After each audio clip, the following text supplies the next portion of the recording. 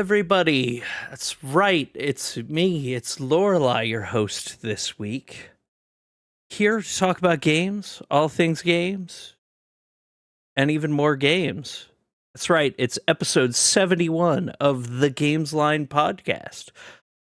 This week, I'm joined by our good friend Crystal. Crystal, thank you for joining us.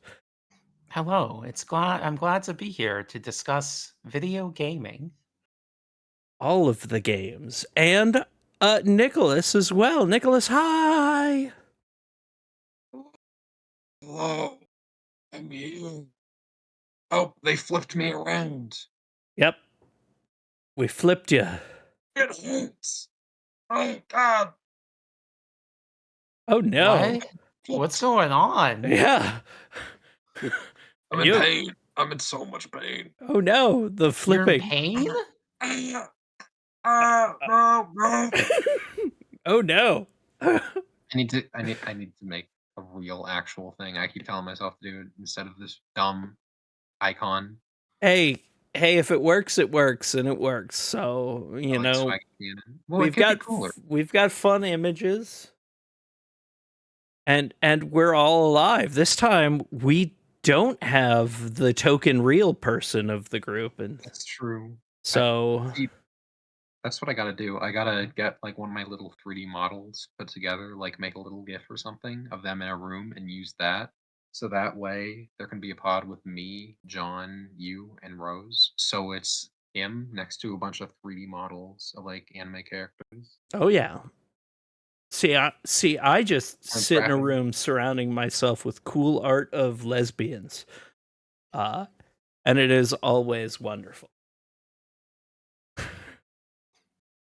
So I want to know that I am representing myself with a photograph of a real being.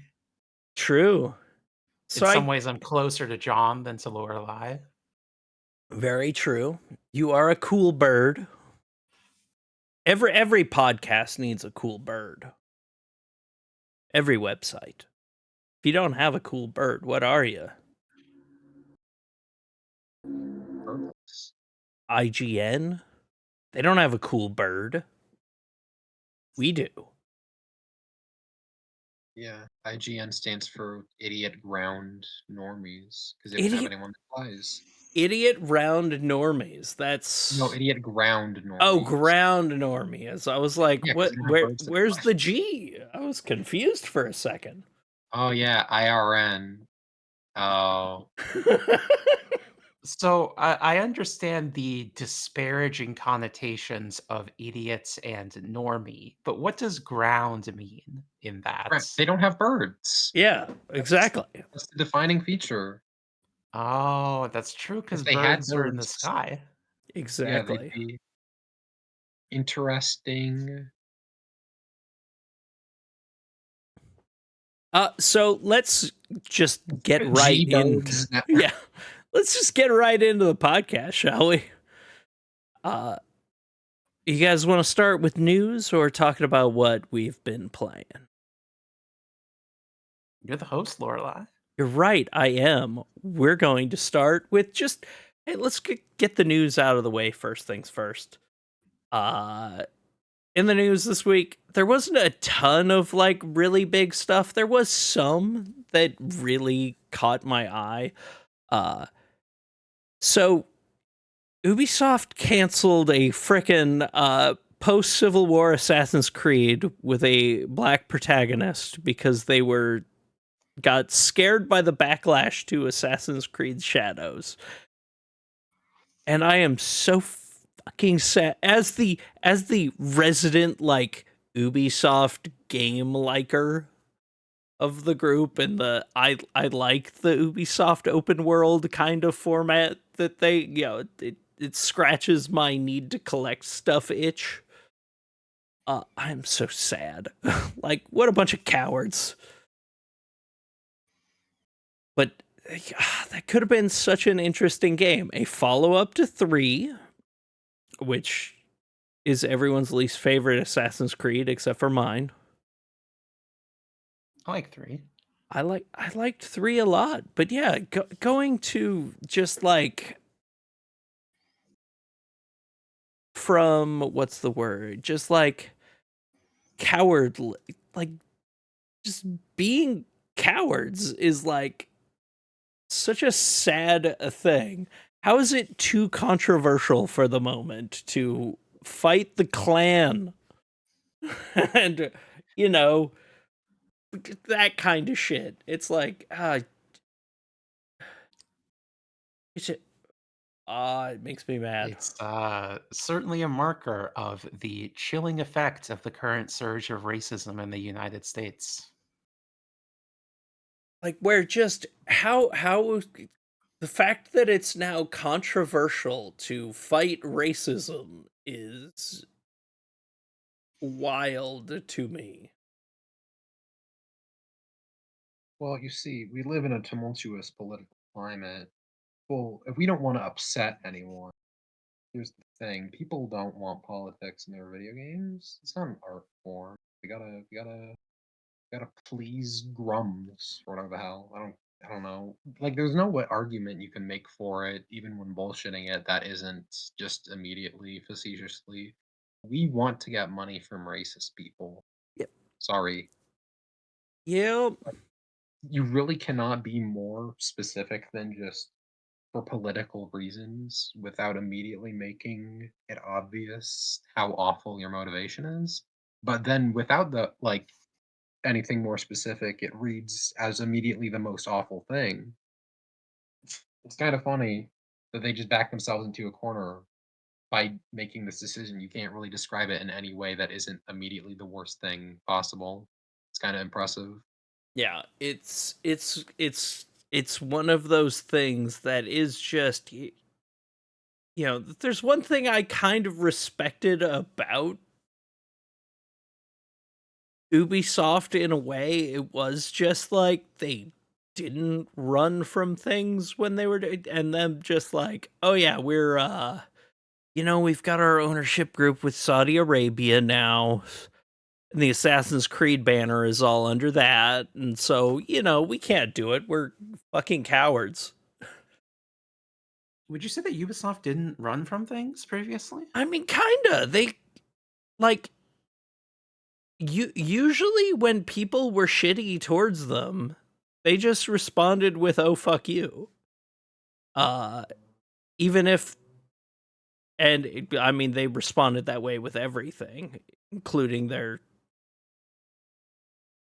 things I don't respect about them. Yeah. But it's very like, I don't know, they've always been like too big in a way for their own. Trying to think of words, but it actually kind of surprises me because when people were being weirdly racist about like the Assassin's Creed 3 spin-off that took place in Louisiana, they were telling people to fuck off. They said that? They told people to fuck off? Well, not in those exact words, but they were very much like, "Hey, you are idiots," with Gamergate 1. That shitty crowd. I mean, in my mind, like, listen, if this game released, it wouldn't actually be good. Uh, Like, but it's still bad that they canceled it explicitly because they're scared of Trump.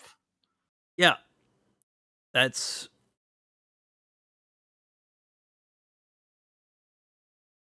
what surprised me with it. Wasn't that it was them canceling it because of weird backlash when before I mean, they've always just been, "We're gonna make what we fucking make." Even though I think most they of our make stuff sucks. whatever they believe will be appealing to the most amount of people, Yeah. which, say, before the past few years included what is now derided as woke. Mm-hmm. But now, since they are a company that does not want to alienate its racist consumers, they're backing off from that. Yeah.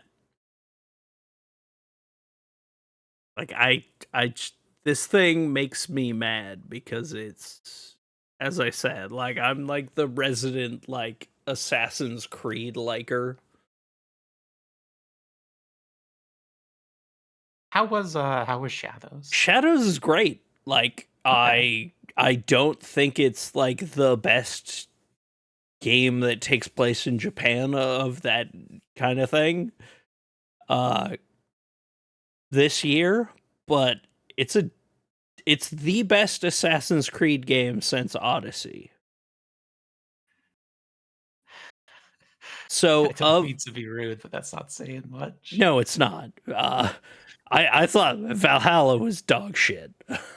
That's like one of my least favorite games. I hate that. I genuinely do not like Valhalla, but so I guess you have two games in between then. But I do think it is like close to tied and maybe the best of the weird where they turned it into a Diablo RPG with like weapon drops kind of shit and that kind of stuff.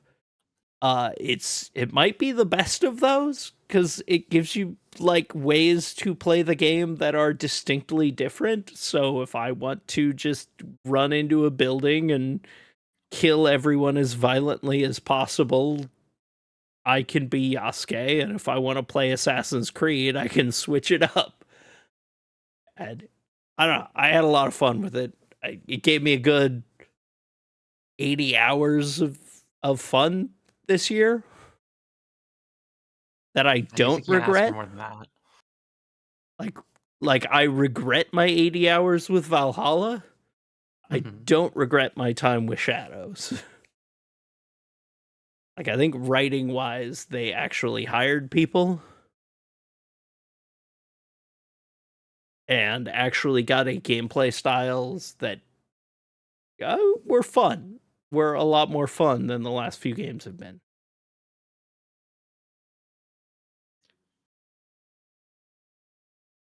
What else is in the news? Let us move. Oh, we have in other sad news, Heart Machine is laying off like 250 people. Their Hyper Light Breaker team and ending development on that. With they're releasing one last patch in January to get it as close to what could be called 1.0 as possible, but they're not supporting it anymore, which kind of sad. I hate seeing all the layoffs in the industry right now. And they continue, and now it's hitting smaller independent teams because money is investment is dying. Yeah, it seems like the only investment fund really throwing money around is the Saudi Arabia Public Investment Fund. Which sucks. Which sucks because how many companies have they bought now? How many? You've got Ubisoft with their Assassin's Creed is now part of that, so I'm not an Assassin's Creed fan anymore, I guess. After Shadows, I'm kind of done. You've got that. You've got EA. It's way too much of it is just stuck down to that. You've got what's happening with Evo and the Capcom Cup all coming down to like being destroyed by investment groups. Saudi Arabia's moves are certainly well timed because there's not much competitive money coming in, so they can make their cultural moves. Yeah, so they can continue to sports and games and comedy wash their atrocities. Gotta love it.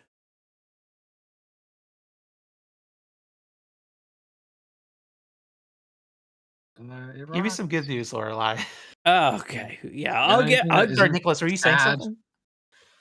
No, Yeah. What were you saying, Nick? awesome. I was just saying it really, really rocks that things can be invested into failure like that. That's really cool. I like it a lot. Let's yeah, let's do something that isn't gonna make me frown. Yeah, Or let's do anything. stuff Is that there is a anything little nice? more positive. There were a lot of new game announcements. Some of them are really weird, and I don't know what to think about them until like next week. But Square Enix just like teased that they're announcing a new mobile Dissidia game for phones, and that's No, actually like that a wouldn't make me frown. that's actually like a fighter Dissidia again, which like okay, but also you're gonna lock it on phones like you did like the Final Fantasy VII First Soldier, which apparently was a really good game, and if they had brought it to PC like a lot of mobile game people are doing now, probably would have done pretty well. Like what the fuck? I don't get their obsession with phones. It's not gonna work. It Is the first soldier like they didn't even get to put out Missing Link. Phones are yeah. not where Square Enix is going to succeed. I don't know why they keep trying, because every time they try, they fail. Well, and then they keep not doing part of the reason like a lot of mobile games are doing well now is because they are also coming out on PC at the same time. If I want to play my Horse Girls, I can do it on my phone and it works just as well as the PC. If I but sometimes I don't want to be staring at my phone for 45 minutes playing a I don't want to play Genshin on my phone, even though I could. Like, but having the option to do both is a good thing. But Square is very strange about that. It's very much why I'm glad that the Suikoden developers for their mobile game went, oh, we hear you. A lot of people are saying they also want it on PC. We're also going to put it out on PC. Thank you. It'll probably do 3 times better now. And Suikoden mobile game? yeah, we're getting a new Suikoden game set in the timeline that takes place just before Suikoden 1. That is a mobile game. Mm. And I'm actually excited about it. They've been saying all the right things. They gave me buff lesbians. It's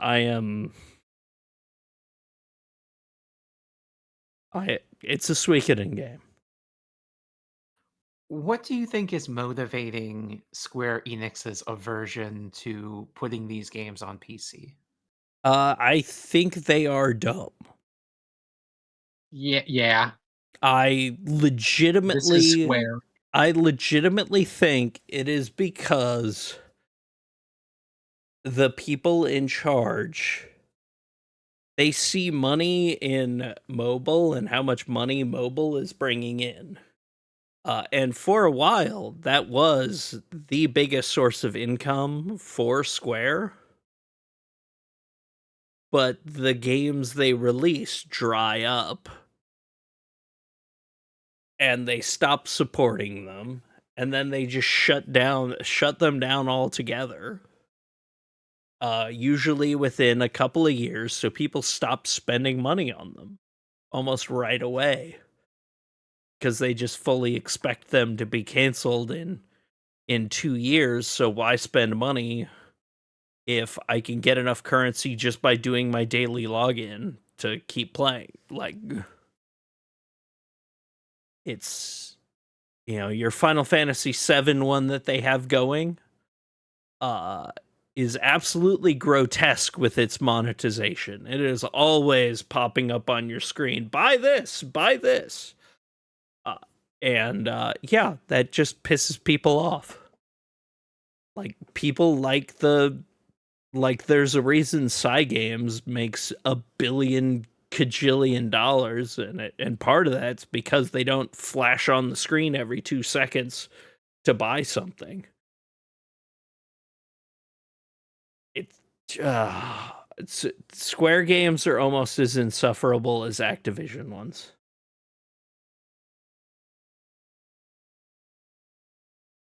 Like they break every mobile game rule I have.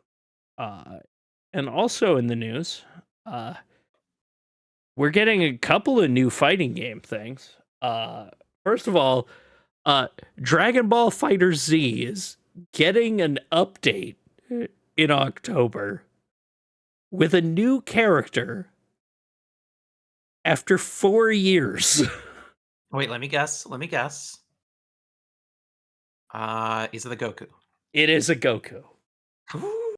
It is Super Saiyan 4 Goku. Wait, It's he wasn't another in yet? Goku. Nope. No, Huh, there okay. are 10 other Gokus. But it's just wild to me that after 4 fucking years of like no real support for the game, you're getting a new character and a massive balance patch. Is it still at They figured out Evo? they could add new Goku. Yeah, it was at Evo France. It is not at regular Evo. I mean, there's side tournaments for it, but all of a sudden, it's just like exploding. It's getting a new character. Like that to me kind of rules. I like Dragon Ball Fighters. I love ArcSys Fighters. I am a anime fighter freak. When it comes to Guilty Gear Rev 2. Not Guilty Gear Strive, which is a good Street Fighter game and a terrible Guilty Gear game.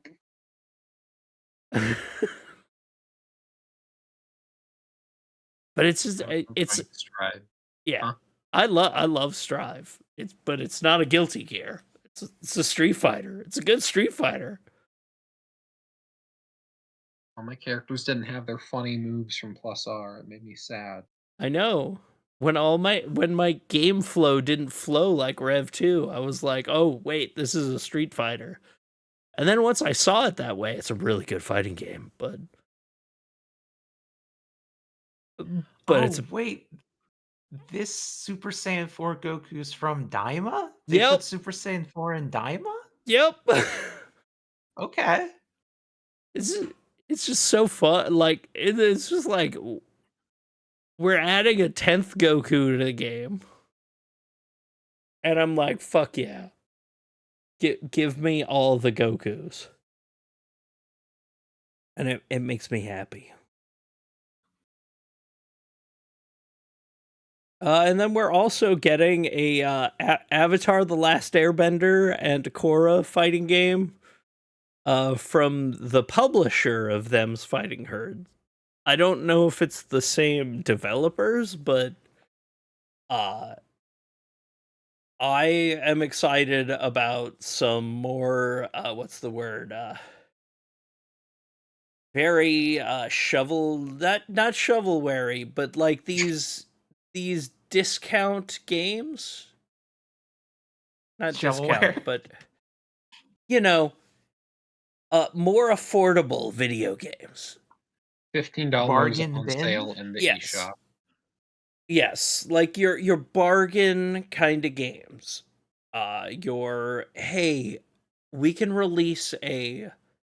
Actually, I don't even think that's a good way to call it because it's the kind of stuff you see in like a Safeway bin of DVDs of DS games with like babies and I went to my mom's friend's house, and this was the game that her like 4-year-old son was playing on the Switch that she bought for him. You know, not like this isn't a game that you buy. This is a game that you see children playing when you see them in the wild. See, I don't know. I was watching the trailer for it. It looks like a solid fighter. Like it looks like, hey, we're making a solid budget game. That's the word I'm thinking of. A game that we're not spending a ton of money to make it, and we're not charging a ton for it. And that's we need more games like that now that games are $80 fucking dollars.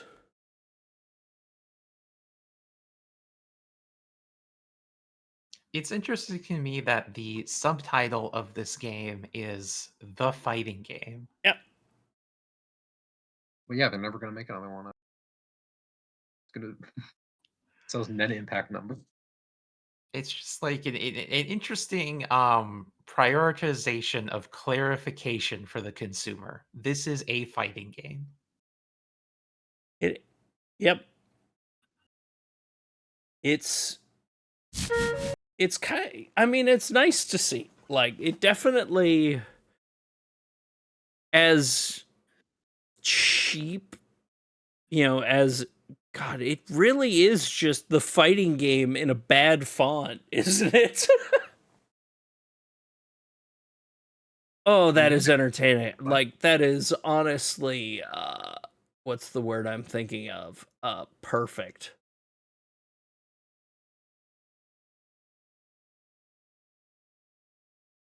I need more. I need more relatively affordable games that just look like, hey, we're making a game that looks fun. People are always talking about nostalgia for PS2 licensed tie-in games, and this certainly seems of a kind with that to tie in with the resurgence of Avatar content. Is there more Avatar content coming? They're releasing a movie in a few months. Wait, what? The Legend of Aang: The Last Airbender, releasing 2026. I'm sorry, is this like a live action movie or I think it's animated, but they also okay. had the Netflix show that Oh, was live You're action. right. They had the oh, they did have that. and you had the M Night Shyamalama Ding Dong movie. Yeah, That was they are making The a classic. new television series starring a new Avatar. wait, what?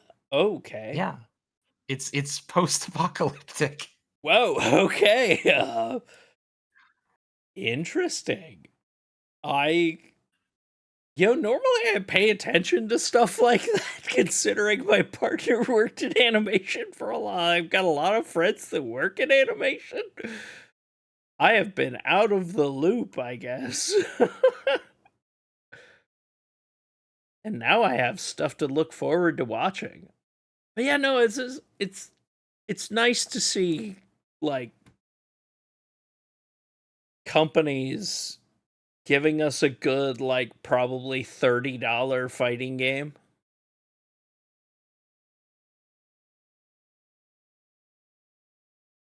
Yeah, why not?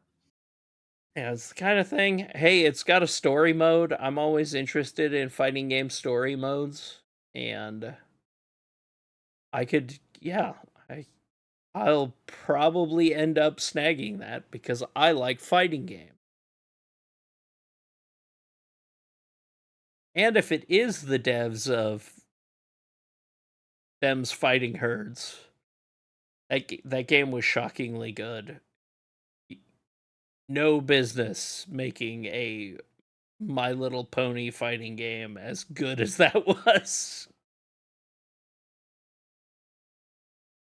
As What terrifying. happened with them's fighting herds, but like near the end of its lifespan? Because I remember people were really upset with what happened to it, but I never learned the specifics of it.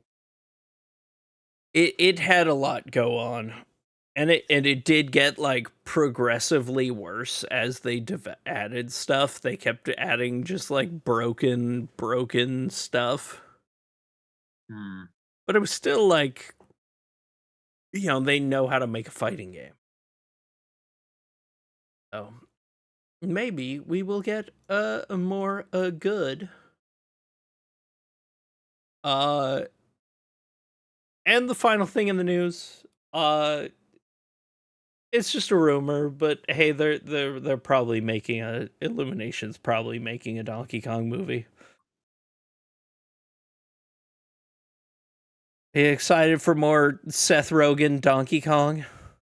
No. I would love to see one of these bomb. I'd love to see Yep. Miyamoto's reaction to a financial failure of one of his films. I need it. I hate saying that, but I mean, as somebody who I do enjoy the Mario movie. It is a solid, fun time. It's not a great movie, but it was fun. But I don't want. I'm sorry, Nintendo does not need to be a franchise film thing. Illumination needs a loser as well. Like, stop making $1 billion off Minions, please.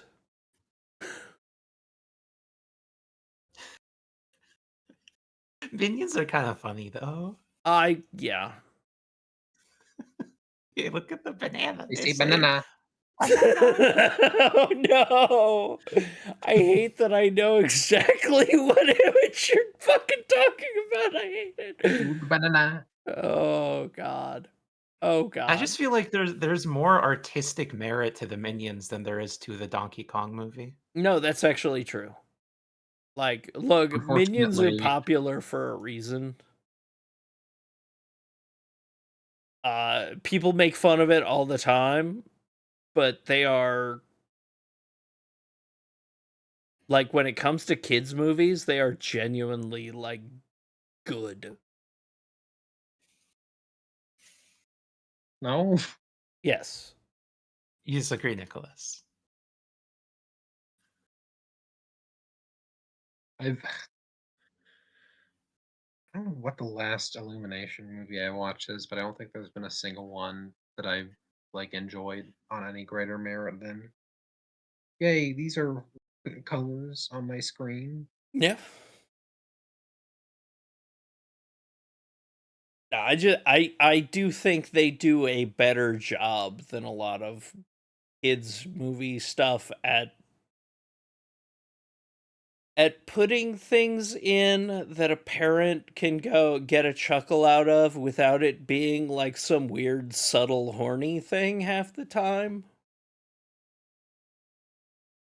Example?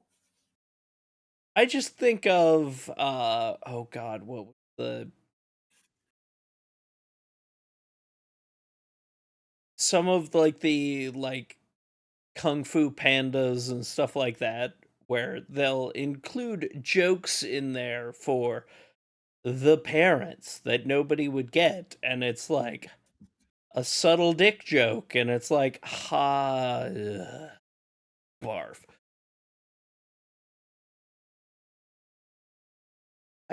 I just appreciate ridiculous humor more than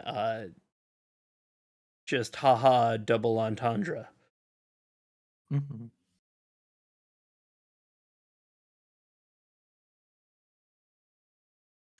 What else is in the news? That's pretty much all the news that I had pulled out.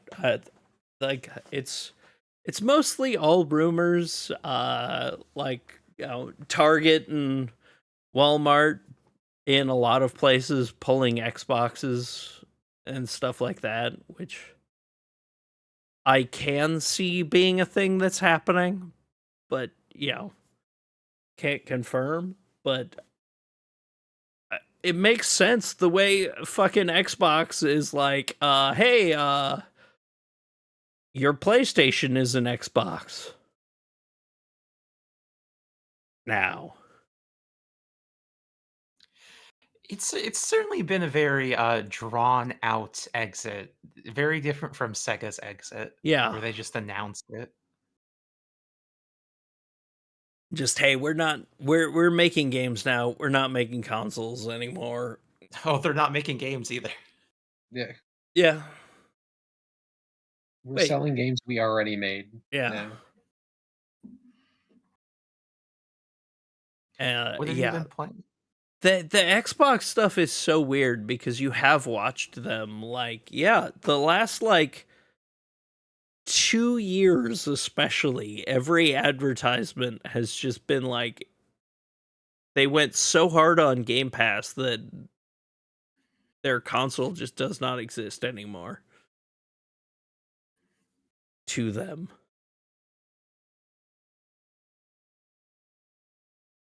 But also fuck Microsoft, so haha. Yeah, no, them going out of business is good. Yeah, exactly. Like, oh my god. Like, I mean, it sucks for all the studios that are under them, but also those people are already facing massive layoffs and just disaster bullshit. It's extremely frustrating. And it's been like constant over the last few months. I mean, few months especially, but like the last 2 years have just been like, hey, Microsoft is doing layoffs.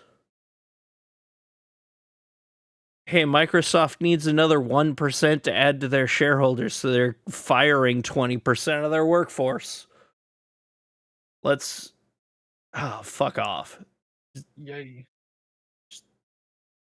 Oh, it's so fucking frustrating and constant.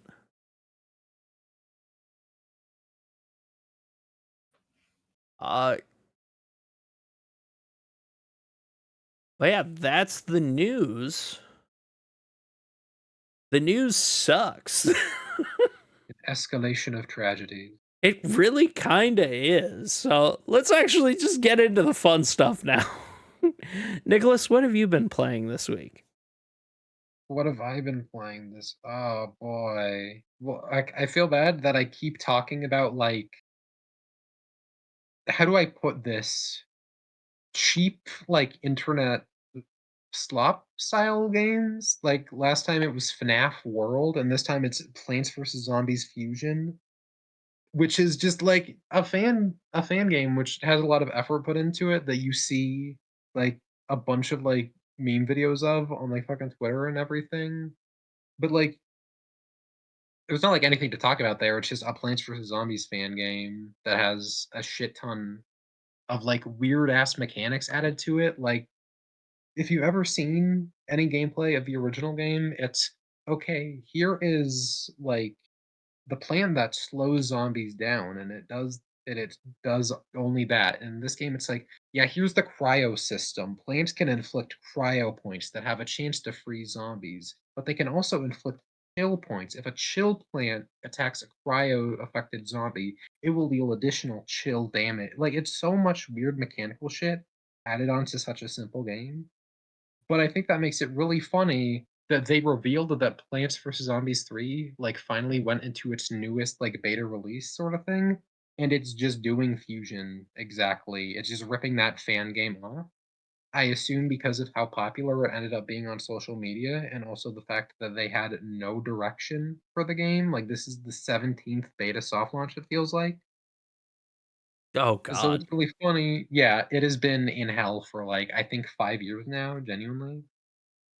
Like, They have no idea what to do with this game, so they keep just restarting development on it. At first, it was like, what the fuck is the name of the game? Like Clash Royale, where you make a deck of plants and then have to like do PvP style stuff to get cards to upgrade them. oh And my then the third time, god. yeah, Wait, they were gonna Clash Royale Plants vs. Zombies? yeah, and no one liked it. Yeah, no, And understandable. I wish I just had one of those big no one likes this images to plaster in front of the screen right now. Cause but it was very funny, and then the second version, like second through 10th version, there because there were a billion of them, were just like a really normal version of it, but way too streamlined for anyone to enjoy it. Like you couldn't pick your plants, everything cost way less sun, levels were like 30 seconds long.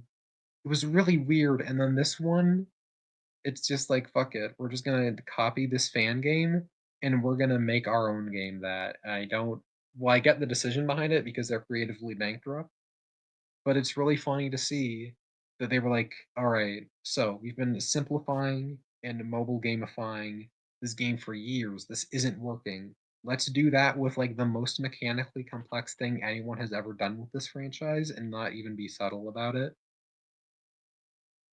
It's really funny, just like how fucking bankrupt creatively it is. I cannot get over it. I mean it's EA. Yeah. But like, you'd think there'd be a tiny bit of pretense of hiding it or something, right? Not just going, "Oh, yeah, we're making this game. Sorry." No, it's EA. We're like, you give them idea to steal, they will steal it.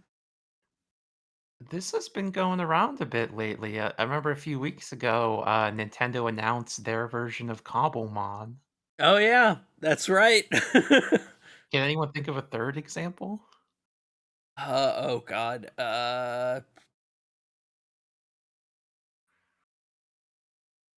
mean, fucking Pal World, everything they do. Right, everything Foul Worlds. Have you specifically like the owners of the IP taking from a fan game because such a thing is completely legal and uncontroversial? I'm trying to think right now, but I mean, I have that feeling that'll happen if Konami ever comes back to Castlevania. Except they'll probably just go, "Hey, fan game developer, here's a bunch of money." Nicholas, who made PvZ Fusion? It was someone in the Chinese community because I know the Chinese like there was a massive Chinese Plants vs Zombies community because they have a different studio that makes like Plants vs Zombies game. So they have like a billion of them. Okay. There's like, hang on, I'm gonna go on the wiki and I'm gonna see. Land Pow Pow Fly? Yeah. How many Plants vs Zombies games are there Wait, what outside the of the hell? US? Oh my, okay. So hang on. While I'm looking for this, they're putting in a Great Wall level in the Plants vs Zombies 1 remake, which is based off of like Great Wall Edition, which is a version of the game that was released only in China. Oh, perfect. That's pretty cool. Okay, so Plants vs Zombies series. So Chinese spin-offs. There's the Chinese version of Plants vs Zombies 2. There's Plants vs Zombies 3 China, which is based off of one of the previous versions. It had fusing before this current one, but still after the Fusion fan game. Endless Edition, Great Wall Edition, Social Edition, Online, All Stars, Union Adventure, Magic Book, 10-cent edition of Plants vs Zombies 2, and then the other ones aren't actually Plants vs Zombies. So yeah, they have like 10 additional ones. That's kind of wild. So I don't suppose they're I don't know. Are any of these like spinning off into successful companies? Because I keep thinking of so many companies got their start making Half-Life mods, and either they were absorbed into Valve or just went off by themselves like Gearbox, but that doesn't sound like it's happening with these Plants vs Zombies games. I think these are all just done by PopCap Shanghai. Mhm. Hmm. Yeah, Interesting though. all from them. They're still going. They just mainly maintain the Chinese version of PvZ2 now, which still gets like new worlds full of. Yeah, they have like 30 worlds by now. God. When the second game ended off here at like 12 years ago. That is kind of funny how just like, yeah, a company will keep a game alive just for one market. I mean, when it is that big, but that size of market, it makes sense. Yeah, I think the Chinese games are like side of the development team. Like they've referenced fan games before. Like, hang on, there's a section on the wiki about like games that have been directly referenced by officially recognized mods. Oh yeah, one of the Chinese games, like not sorry, not Chinese, the Chinese side of the company, like announced an official collaboration with one of the big Fusion mods because there's a couple games like it, and that just directly ported plants in. So it's like that's cool. That side is like actually collaborating with these fans. That's neat. And then this side is like, okay, we're gonna call it Evolved instead of Fusion, but we're gonna have exact identical plants. Please, please, please do not look at this fan game. We are out Yeah. of ideas. Please do not look at this fan Everything game that we're going to. Well, actually, if it. be worse than.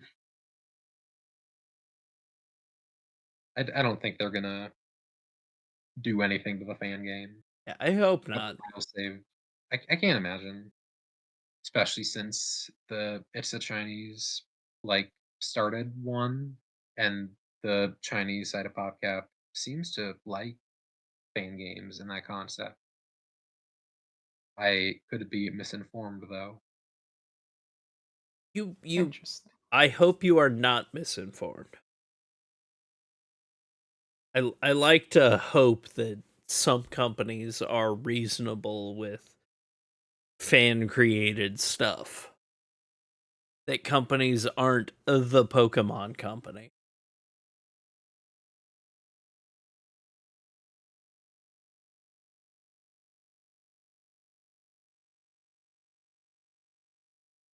But that has been it on my end. I just play Fusion as like a I need to turn my brain off. Yeah. I after doing work for like 6 hours today on 3D modeling, I should just play something funny. And so I use Obsidian Hell, Key Shooter, Gatling Turret, Demon Machine Gun, a real plant in that game. It is kind of funny how like such a brain turny offy game can be so mechanically deep in some ways just because there's so much stupid shit that endorses it being brain turn offy. Good brain turny offy games are the best kind of games. It's a brain turny offy game for people whose idea of turning off their brain is like looking at spreadsheets. Oh hell yeah. Oh no. Oh no. Fuck. That actually appeals to me. So the Fusion has like no mobile type monetization stuff in it, No, right? no, no, no, no. It's based No. off of the first game. It's like it's not a mod, but it is like directly made to be as exactly like the first game in fan game style as it is. Like assets are modified from that. But it's got like a full-on adventure mode and then a couple like side adventures you can do to unlock more stuff. And then it has like essentially a bunch of roguelike modes attached. It's got some side stuff like Tower. It is just like patterned exactly as if imagine the first Plants vs Zombies had a ton of optional campaigns to it, which I Okay. think is cool. Yeah. No, I can agree with you. That sounds cool. That sounds like the kind of thing I would enjoy. Uh thank you for telling us about it. Crystal, both of us have been playing Final Fantasy games this week. Which one have you been playing? I have completed Final Fantasy IX. Oh, let's go. Ooh. I recall the last time I brought up Final Fantasy IX on this podcast, I had just played like the first third of Disc 1, and somebody told me to tread carefully when speaking about Final Fantasy IX. Um, in my quest to play all of the Final Fantasies, this has been the first major disappointment for me. Right. Oh, Uh the perhaps the core issue with the game is that it's really, really slow. yeah, This that's an understatement. this is like this is what people think turn-based RPGs are like. This is the game they imagine in their head where it's like, okay, it's gonna take 5 seconds to load into the battle, and then we're gonna spend 3 seconds on the panning animation, and then every turn is gonna have this way too long delay on it to the point where by the time Dagger actually casts Hiraga, I, like, forgot I had ordered her to do that. All the animation's gonna take way too long, and then also that sense of slowness even extends to the pacing of the story, particularly in the first couple discs, I would say, where they're really just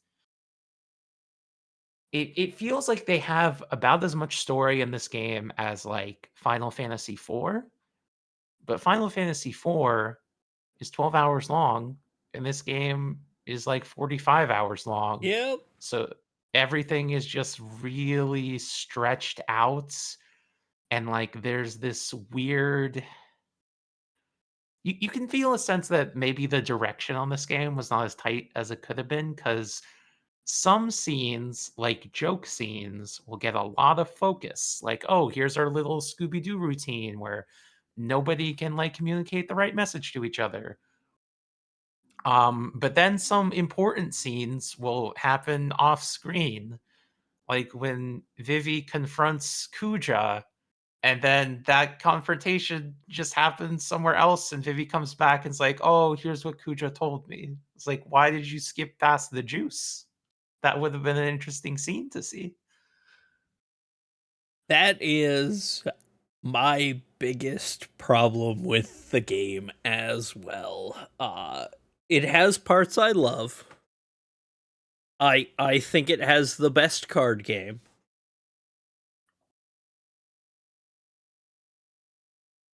But yes, good God, it's so slow. It is so slow. It is. I I can't.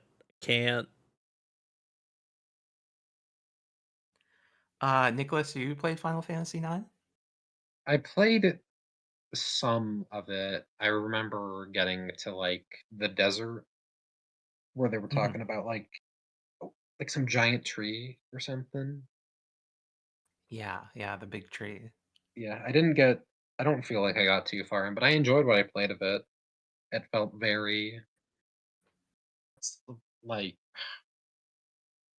comfortable. Like this is a nice world to get in. I really love the initial party of four. Yes. I think Zidane, Dagger, Steiner, Vivi is like not perfect because I don't like using a word that strong, but that is like the ideal RPG like starter or group in my head.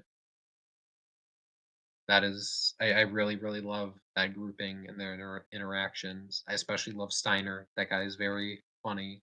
I Steiner is one of my favorite characters in Final Fantasy. I love Steiner. Uh but when I think back on Final Fantasy 9, my biggest problem with it is this. If I said your main cast was Zidane, Vivi, Steiner, Freya, Kina, and Eiko and Dagger, everyone would agree with me, and no one would recognize that I totally left out Amaranth because that I character does noticed. not fucking exist. Amaranth is such a nothing character. He's literally like, why the fuck is he even there? I legitimately, every time I have watched someone play through that game, I forget he exists until the one point where they split up the party and they force you to use him. Like, it's it's so that is like my biggest issue with that game is there's so much good stuff. There's a lot of really good stuff in there. And there's so much stuff that is just tangentially nothing. And I do not know why it ended up that way. They were surfing too much.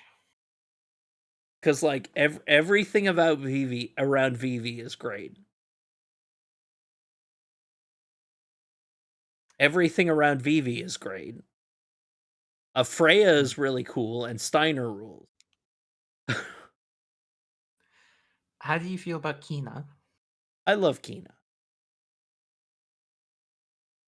Kina to me is the slam dunk most memorable character of the game to me. All of their proverbs about food are like they Beautiful. get it. They understand how to live in this world. Two thing in this world, things you can't eat and things you can't eat. That's true. That's just true. Yep. And it just Any good? I'm the best blue mage. Great blue mage. I usually don't like blue mages, when I get to eat a big monster and learn its spell, now you're Yep. making me like it. No, Kina is the best blue mage in Final Fantasy. Like, Strago comes close. I love that old man. But Kina takes it. Any Um, RPG worth its weight needs just some weird freak in the party, absolutely, and Tina absolutely. performs that role perfect. Um, this isn't a game, but I guess it's kind of game adjacent. Have you ever seen the film Final Fantasy: The Spirits Within? Oh, hell yeah. I genuinely love that movie. It's terrible. I love it. Nicholas, how about you? No, the only Final Fantasy movie I've seen was Advent Children. The most offensive part of The Spirits Within is you made your main character look exactly like Ben Affleck and had him voiced by Alec Baldwin.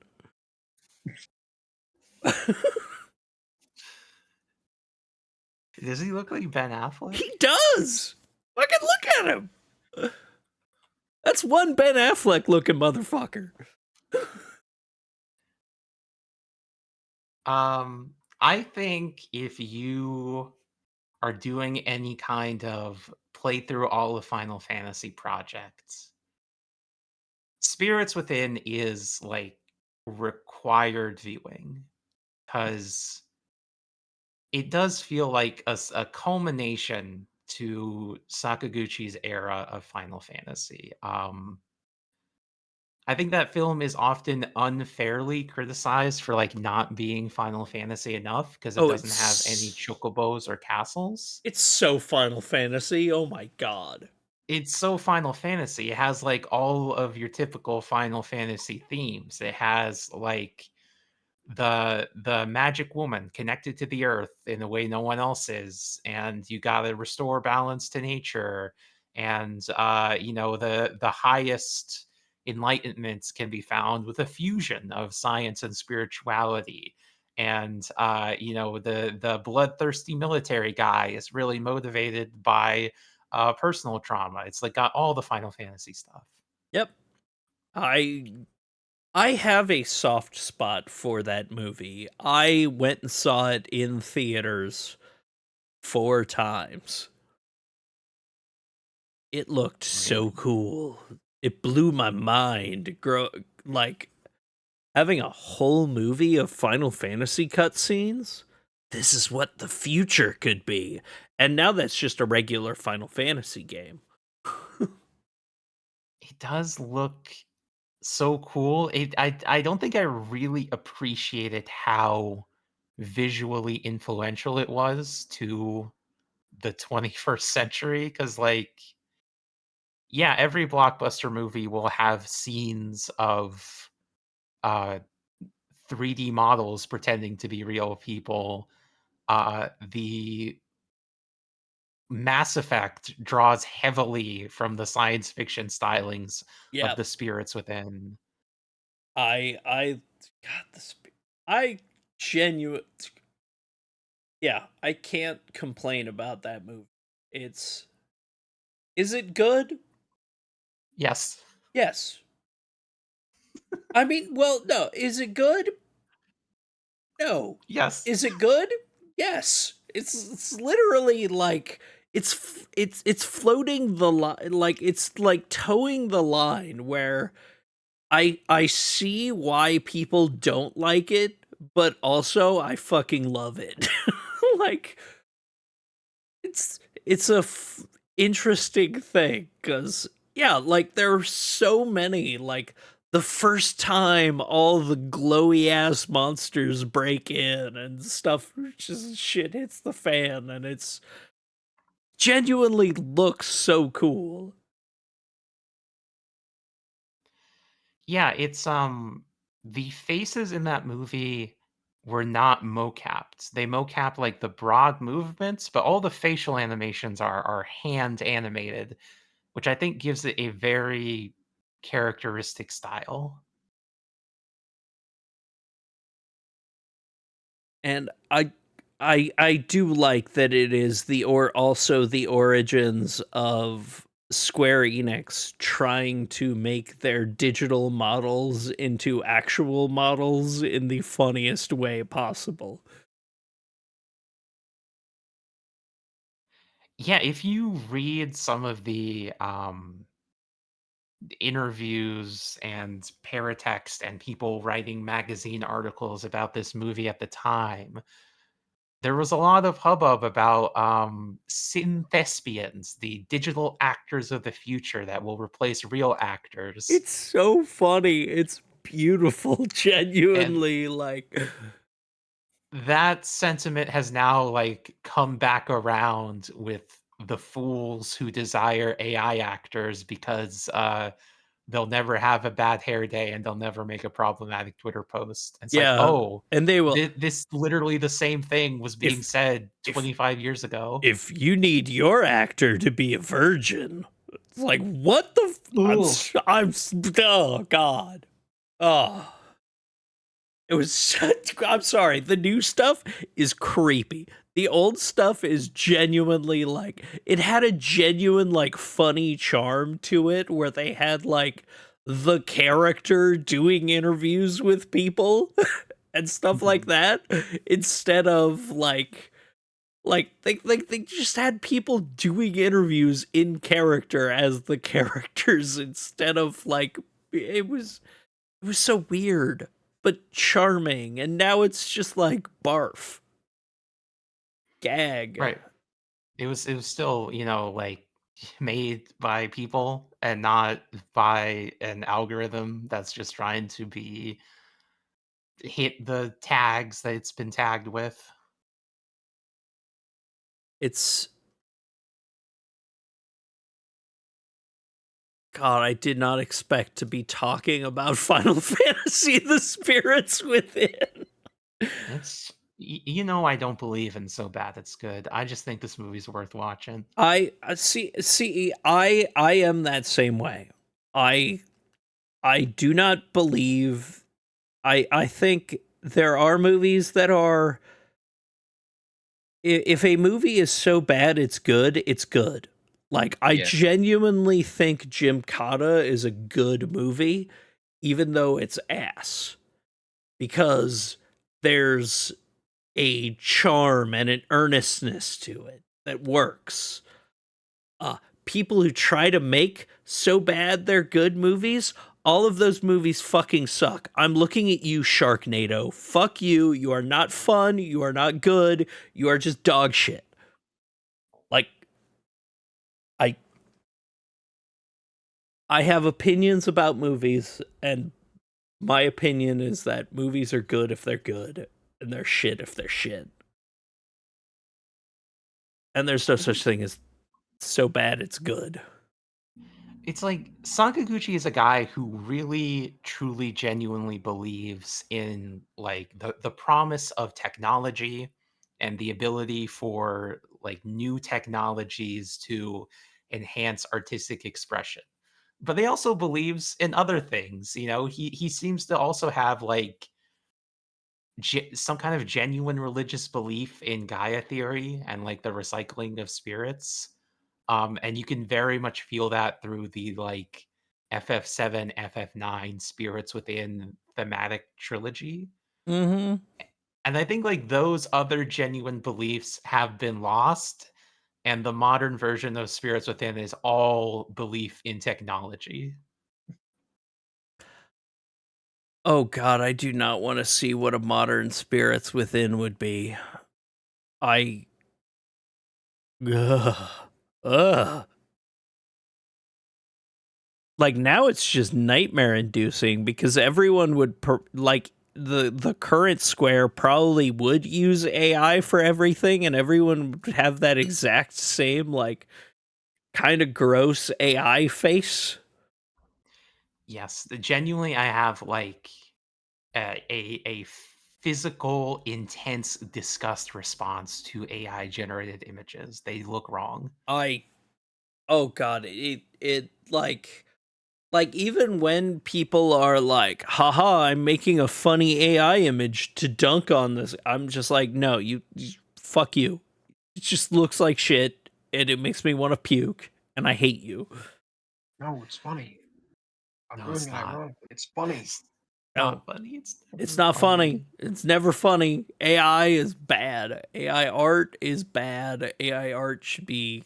Ugh. But even I haven't watched Spirits Within yet. Perhaps my prejudgment opinion on this will change when I watch it. But looking at it from afar after watching Spirits Within is an attempt to like reinterpret the themes of Final Fantasy in a new context, just like every Final Fantasy game does. Yeah. And then Advent Children seems like, oh, that was a massive failure. We just need to give people the signifiers of the stuff that they already like. It feels Mhm. like such a cynical follow-up. I like Advent Children. The theatrical cut of it, because it has one really cool scene. Yeah. But like, well, two really cool scenes. But it's just let Final Fantasy VII die. No, this is the only thing that makes us money. God damn it. I love Cloud's Drive. I love Final Fantasy VII. I love the remakes. The remakes are 100% going to be reliant on whatever the ending of the third one is, whether or not they are absolutely dog shit waste of my time or the coolest thing ever. Like, there is no in between on whatever this remake trilogy is going to be. It's either going to be the biggest waste of my time of all time if they stick, or if they stick the landing, I'll be like, damn, let them cook. Someone else should go now. Yeah. So I will follow up the Final Fantasy with more Final Fantasy. Hey, we got new stuff in 14 and it's really good. It's really, really good. I've spent a lot of time digging into the new Deep Dungeon stuff, and I finally understand why all the freaks who like to solo it do that. Also, I just really like gay fairies, and I'm a gay fairy, so it's wonderful. Other than that, I have also been playing Ghost of Yōtei. Speaking of good games that take place in Japan, I did not like Ghost of Tsushima at all. Ghost of Yōtei fixes every single issue I had with that game. I'm about, like, I would guess, like, a quarter of the way through so far. But I've also been doing a ton of side stuff. The side stuff is phenomenal. It is some of the most gorgeous, like, vistas I've looked at in games. But also, unlike the first game, they gave us character growth, where it's just so far some of the best times I've had in a game like this. What are the improvements over the first one? Mostly storytelling. The storytelling is quite drastically improved. You brought in the Ainu people who were the natives of the area, and you didn't fuck up their cultural stuff. At least at this point, it's like a key component of the game, and they have not fucked it up. And from what I've been reading from people actually of that culture, they don't fuck it up, which was something they really fucked up in the initial game. That felt a lot more like, hey, this is a bunch of white guys riding Japan who, you know, who maybe read a couple of books and went, haha, we're just gonna write what we know from our animes. Also, the different director modes are quite fun. You could just shift the style of the game. So in the original game, they had hey, you can just make it black and white like a Kurosawa film. This time around, they added like Shigeru Watanabe, so you can run around and have it like play ambient jazz music like it was Cowboy Bebop or Samurai Champloo, which is quite funny. They also added like Murakami and different things that are just like, oh yeah, there's just a whole shitload of blood now. It's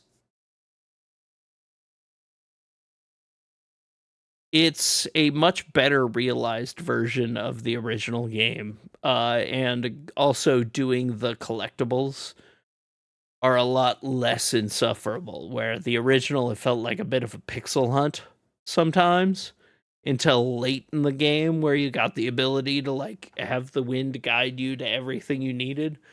This time around, I'm actually like encouraged to like, hey, I'm exploring. Also, I have more than just a sword. I run around with a spear and a giant sword and dual swords and a Kusarigama that,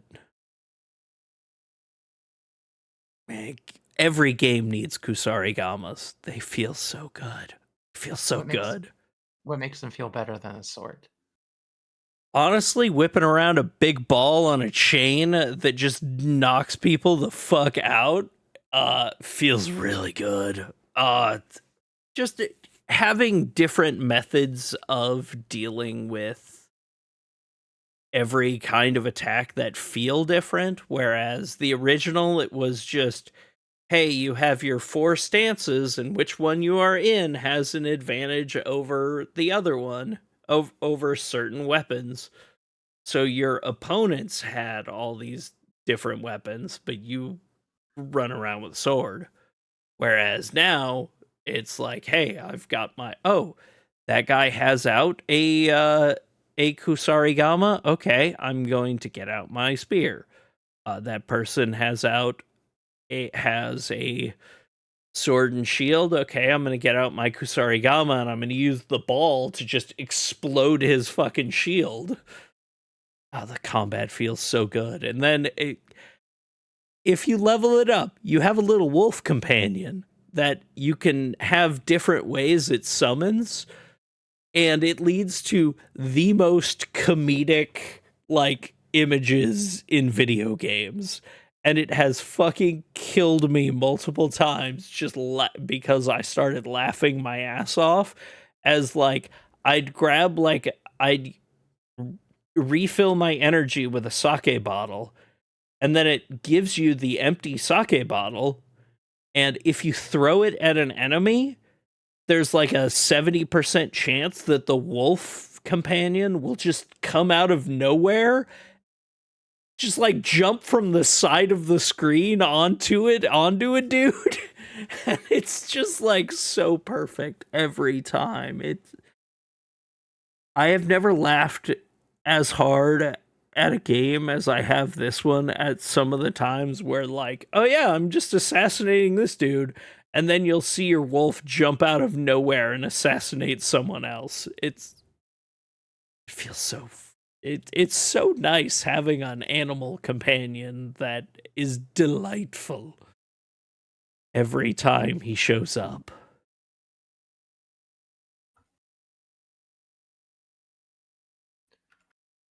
Would you like them to continue this series, or do you feel like you've gotten your fill? I'm only about a quarter of the way through the game, and I am constantly thinking about how much I want to be continuing playing. That's how much.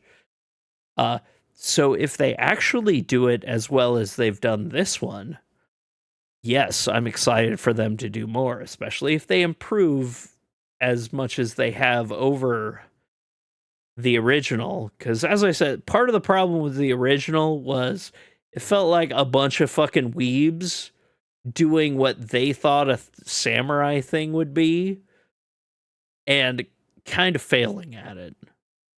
It did not work for me. I did not like its story. I thought its main story was kind of dog shit and its side content was good-ish.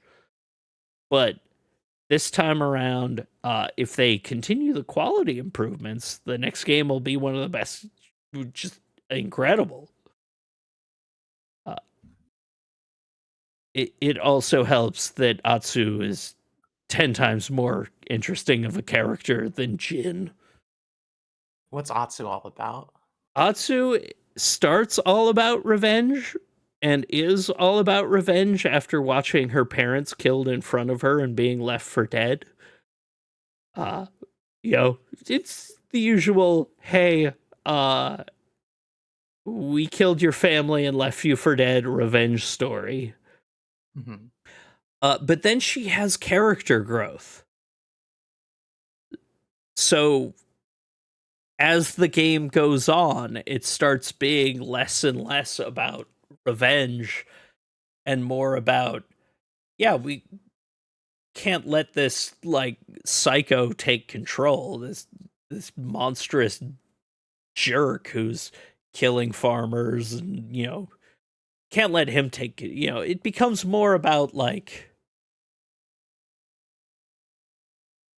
saving the area she grew up in instead of just strictly mindless revenge. Mm-hmm. And it also Erika Ishii's performance, they are really, really good in the role. Like both English and Japanese tracks for the game voice acting are phenomenal.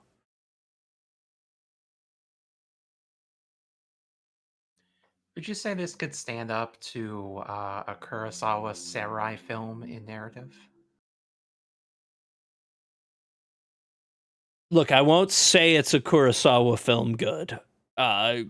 Kurosawa is the best to do it, but it's a fantastic fucking game. It is so far. I'm excited for when Rose starts it, because I know Rose is gonna play it because she talked about it last week. And I'm really interested to see what she thinks, because she, with the first one, is also a hater like me, who 100%ed it, even though we did not like it. We're kind of freaks like that. But yeah, no, that's definitely one I'm really interested to see her take on, because, yeah, it's so far, it fixed every single issue I had with the first. The combat feels better. Even like, especially when you get so overpowered that you're just like swinging around a flaming ball Kusarigama and murdering everyone. Like entire fields of people falling under you as you're like, oh yeah, I overpowered that one. Hell yes. It feels good. uh, but yeah, Crystal, what else have you been playing? Been on a Souls kick. Played Ooh. through Dark Souls 3. Haven't touched that one since it was new. When it was new, I think at the time I was pretty burnt out on Souls and not in the state to properly appreciate it, because they put out Dark Souls 2 in 2014. They put out 3 DLCs for that one, and then a remixed version. They put out Bloodborne in 2015 and the DLC for that one. And then they put out Dark Souls 3 in 2016. So they were really pumping them out in the mid 2010s. So at the time, I just felt like, oh, this is just the same old junk. They're recycling it all over again. And I still kind of feel that way a little bit. I would say Dark Souls 3 is where it starts to become really noticeable how From Software kind of recycles similar themes over and over and over and over. Yeah. Right? It's basically a retelling of the first game, but with everything amped up slightly. But what is new about this game, I guess it's not that new. This is kind of taken from Bloodborne, but I haven't played Bloodborne in a long time, so I guess it doesn't stand out to me as much. Unlike the first two Dark Souls games, this one is very fast. It's it's interested in funneling you to the next boss fights. It's not exactly linear. There's still exploration to do. There's still dungeons. There's still some devious traps in those dungeons. But it's definitely the smoothest ride of any of the Dark Souls games. If you just want to, play with your builds and hit some guys and dodge at the right time and then cast your little magic at them, Dark Souls 3 is probably the best one for you. Ooh. I should probably try that then, because I bounced off of 1 and 2. Why'd you bounce off? I don't know if I like the Dark Souls style of action so much, which is weird because I loved Demon Souls when it came out. I Mhm. played the fuck out of Demon Souls on my PS3. But Dark Souls I bounced off of for some reason. Dark Souls 1 and 2, and so I just never tried 3. I played the hell out of Bloodborne. But there's something about 1 and 2, the speed of the combat, that I did not vibe with. Interesting. I don't think I've noticed a difference in speed from Demons and Dark One. I know, that's what's weird to me. I think it was like Demon Souls was new when it came out. It was a unique thing. Mhm. And so I played the hell out of it. I will say I went back to the Demon Souls remake, did not enjoy myself nearly as much. So it could just be that I don't like the first few Souls games combat, that I just don't vibe with it. Mhm. But it could also be because I played Dark Souls 1 after I played Bloodborne.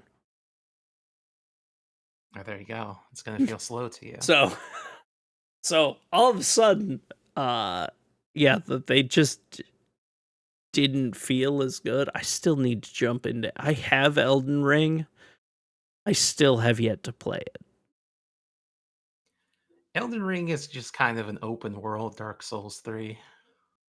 But if that feels good, I might actually have to go back to Dark Souls 3, because if that feels faster than 1 and 2 did, it might be the Souls thing that clicks for me. It might be. But yeah, what are you really enjoying about 3? What all are you enjoying in there? Um I enjoy the next generation PlayStation 4 scale to the environments. Because you play Demons and Dark One. Um those games have like very strong depth of field blur in their backgrounds that makes the world feel very large. And I think I ultimately still prefer that style to Dark Souls 3, but just as a change of pace to shake it up, in Dark Souls 3, you can see the distance pretty clearly. There's not that kind of blur on it. So you can just see how many polygons the PlayStation 4 can push with all of the little greebly details of Lothric Castle towering above you. You can see all the little carvings in the statues. It feels very impressively maximalist. Very high fidelity. Exactly. And I actually did jump a little bit into Elden Ring after finishing Dark Souls 3, and they kind of lose that a little bit actually. Oh. The geometry in Elden Ring is like a little bit flatter than Bloodborne and Dark Souls 3. There's not as much like Bloodborne and Dark Souls 3 have so much little junk and crap all over the grounds that Elden Ring doesn't really have. Oh. Oh, just like your what's it called? Your environmental storytelling. Yeah, I guess. I guess. It's like you walk through Yharnam or Lothric, you're gonna see so much like half broken barrels and like tables with a million cups on them, just like stuff like that. And Elden Ring, I guess the world's too big for any of that stuff. Interesting. So it probably only exists in places where they need it for specific storytelling, set dressing, instead of ambient storytelling. Uh-huh, yeah. Interesting. God, I hate that you're kind of selling me on Dark Souls 3. Will It's Dark worth a Souls shot. I mean I have it. I'm just sitting here like, will Dark Souls 3 be the first time I finish a Dark Souls game and the first time I don't get halfway through and just kind of stop? That's Could it for me. be. All right. Uh well, we'll go into questions. If you have questions, you can hit us at podcast@gamesline.com or come into our fantastic Discord where we have a podcast questions channel.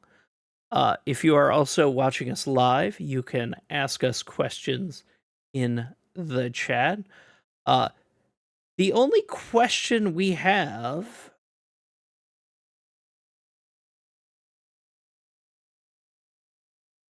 is actually a question from last week We can answer it if we that want. I think I Nikolas wanted to already did if you want answer to. because I was tuning into the podcast last week when I was taking a week off. And I actually really liked that question. That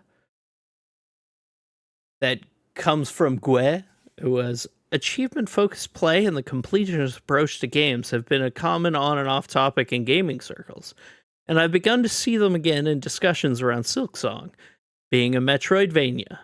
When do you feel that you are finished with a game? How does that compare to your level of enjoyment alongside the measurable percentile completion of a game? So Crystal, when is a game done for you?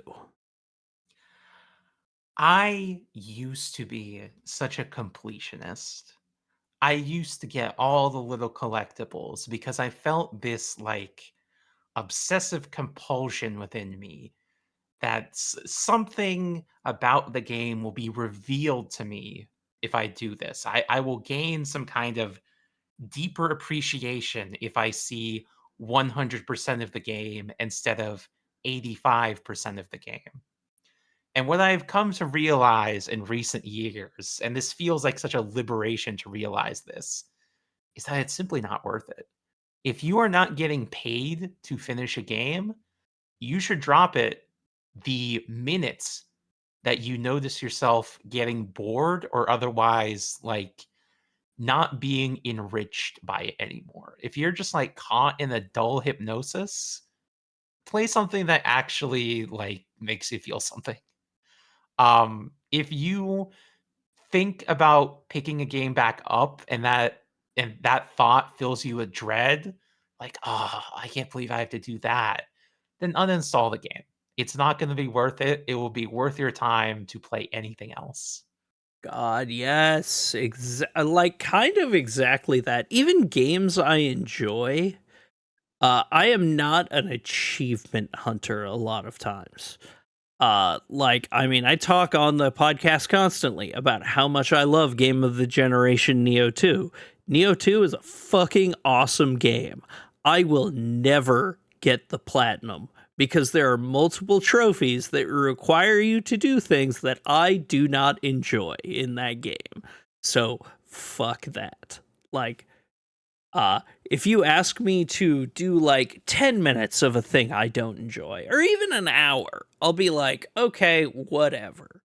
But I can push through that. There's some Final Fantasy XIV achievements I've been doing that are some of the most rote, mindless bullshit, but it's good for background stuff. It's like, oh, I'm working on editing a podcast. I'm gonna fucking do this mindless achievement that I can get from just hitting one button and then coming back in 5 minutes and hitting that button again. But in the case of like actually going through a game, like I was an Assassin's Creed freak. I love a lot of mindless kind of grinding stuff. But eventually it just gets, as soon as I start feeling like, oh, I'm not having fun, I stop. I ran into that recently in my Saints Row replay, where I was going to do everything in Saints Row 3, and I just realized that, oh wait, some of these minigames just fucking suck. I do not like the way they did them here. I'm just not going to do them. I'm gonna finish the story and move the fuck on. Because sometimes, yeah, like, I very much will love a game, but if you ask me to do multiple hours of engagement with a game in ways I do not enjoy, I'm fucking done with your game. I'm sorry. I'm done. I don't need more. It's fine. It could be just done. How about you, Nikolas? I know you were on last week, but... Yeah, I already went over it all. And I'm gonna be honest, I don't really want to do it again. You can It's check out perfectly the last fine. episode before it. Yep. Go watch Gamesline on YouTube Yep. if you want to listen to me. Yep, exactly. Watch last week's episode so you can get Nikolas's answer. If you haven't yet, or listened to it, the podcast is up. Crystal did a fantastic job editing it. Thank you so much. Yeah, that's going to be it for this week on the Gamesline podcast. We'll be back next week with another one. I'll be hosting again. I'll probably be a little more comfortable with it. But yeah, our theme song is Crush off the album Magic is Real.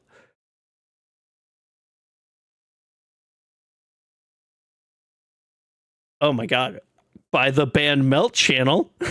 You find them at meltchannel.bandcamp.com or magiccircuit.bandcamp.com. You buy their album, especially if it comes up on the next Bandcamp Friday. The best time to buy music on Bandcamp. Other than that, Crystal, tell us where they can find you.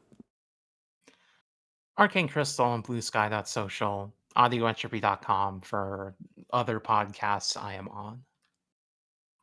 Nikolas, how about you? Cersei Cactus at bluesky.com. And you can find me at twitch.tv/Judgment Scythe. Also, Judgment Scythe everywhere else. Blue Sky. Actually, just Blue Sky, because I don't have other social media places because they're all cesspools.